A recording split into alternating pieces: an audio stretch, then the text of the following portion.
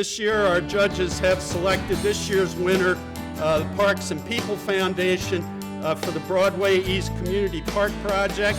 We're really excited to have gotten the Smart Green and Growing Award this year. It's always exciting to work with different city agencies and to be able to bring that together with stormwater management to make a great project happen is always rewarding. Award is, we do the work primarily for the benefit, but the award is a recognition of your peers that some of your ideas and implementations are doing the right things.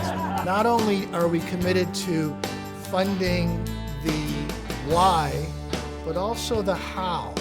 How can we best get this done? How can we put our minds to address something that we in fact can address? We can solve this problem. We caused it, we can solve it. We had over 100 or so volunteers come out the day of the event, and they were really excited to help. So it wasn't just about stormwater, it was also about quality of life and bringing people together to see what this project could really be. The volunteers, I think you put your heart, your soul, and your time into an effort. In a neighborhood that really needs some tender loving care. There's been a lot of investment in this. But what's happened is the tearing down of 18 dilapidated houses, people's time and effort to come into those things, to put it all together, from the professionals like the designers, to the money, to Humanum across the street. All these things really make for a project. And the volunteers are the critical, they're the lifeblood. The community was with it every step of the way, and they came and they helped us plant that day, and they said their thanks of how excited they were to have this in their community opposed to the blight that was there before. The trust fund, I think, is a catalyst to this project. Good intentions without funding do not really produce results. So organizations like ours have a lot of great thoughts, but working with the trust fund and a public-private partnership works and creates results like the ones we just achieved. And so the last 5 or 6 years we've been in recession, post-recession, and whatnot. And yet, despite all of that, the funding for this program has continued. It is funding for the present, it is funding for the future. And we think that's pretty cool. We think it's kind of putting priorities where they belong.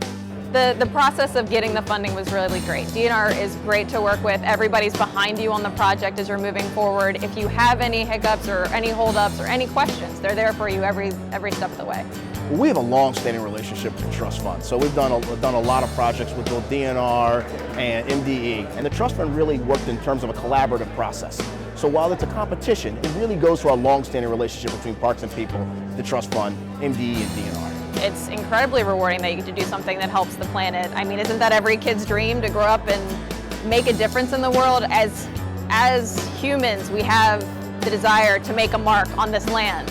For a long time, we've made negative marks, we've made good marks. So it's always nice to be on the side of making the good marks in the land.